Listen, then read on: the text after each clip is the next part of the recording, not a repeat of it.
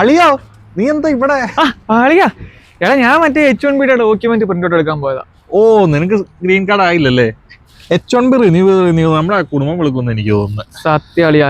പക്ഷെ അതൊന്നും കുഴപ്പമില്ലടാ. നമുക്ക് മറ്റേ ട്രംപിന്റെ 5 മില്യൺ ഗോൾഡ് കാർഡ് വന്നിട്ടുണ്ടല്ലോ. ഓ അതെടുത്തങ്ങ് അപ്ലൈ ചെയ്ത് കഴിഞ്ഞാൽ ഗ്രീൻ കാർഡ് കിട്ടുന്നു. കിട്ടിക്കഴിഞ്ഞാൽ പിറ്റേ ദിവസം നമുക്ക് ഒരു ബിസിനസ് സ്റ്റാർട്ട് ചെയ്യാം. പിന്നെ ഒരു 2 years വിത്തിൻ 3 years സേവിങ്സ് എല്ലാം ആക്കാൻ തിരിച്ചു പിടിക്കാം. ഓ സൂപ്പർ. കാശുണ്ടെങ്കിൽ അതാണ് ബെസ്റ്റ്. പിന്നെ അല്ല, കാശൊക്കെ നമുക്ക് ഒപ്പിക്കാം, സേവ് ചെയ്യാം, കുറെയൊക്കെ സേവ് ചെയ്യാം. പിന്നെ നാട്ടിൽ വിളിച്ച് ഡാഡിയോട് പറഞ്ഞാൽ കുറെ കിട്ടും. ഓ ഡാഡി റിച്ച് ആണല്ലേ? അല്ല എത്ര നാൾ എടുക്കും അപ്ലൈ ചെയ്തതിന് സിറ്റിസൺ ആവാൻ? ഇതൊരു ഗുഡ് ക്വസ്റ്റ്യൻ ആയിരുന്നു കേട്ടോ. നമുക്ക് ഒന്ന് ഓൺലൈൻ ഒന്ന് കയറി നോക്കാം. അളിയാ ഹോട്ട്സ്പോട്ട് ഉണ്ടോ? ഹോട്ട്സ്പോട്ട് ഉണ്ടോ? ഫസ്റ്റ് 5 മില്യൺ ഗോൾഡ് കാർഡ്, ഒരു ഡാറ്റ പ്ലാൻ പോലും ഇല്ല. സാരിയില്ല. ആ മെഗ്ഡി ഉണ്ടോ? അവിടെ പോയി നമുക്ക് വൈഫൈ ഉണ്ട്, കൂടാതെ ഒരു ബർഗർ മേടിച്ചൊരു ബർഗർ ഫ്രീയാ. എങ്ങനെയുണ്ട്?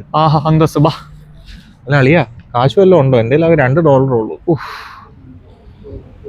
ഒരു കാര്യം ചെയ്യാം, അതിന്റെ അപ്പുറത്തൊരു ലോട്ടറി കടയുണ്ട്, നമുക്ക് അവിടെ പോയിട്ട് ഒരു ലോട്ടറി ഒക്കെ എടുത്തിട്ട് ഇരിക്കാം. സൂപ്പർ. ഗ്രീൻ കാർഡ് അടിക്കുന്നേക്കാളും മുമ്പ് ഇതേപോലെ ലോട്ടറി അടിക്കും. അടിപൊളി. വാ. അല്ല അളിയാ എനിക്ക് വേറൊരു ഐഡിയ.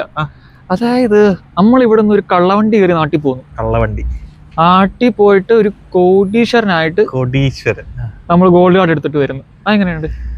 നല്ല ഐഡിയ. പക്ഷെ ഇങ്ങനെ തന്നെ പോയാലേ ഇവര് തന്നെ കള്ളവണ്ടി കയറ്റാതെ ചങ്ങലയിട്ട് യുദ്ധവിമാനത്തിൽ കയറ്റിയാൽ കഴിച്ചോളും.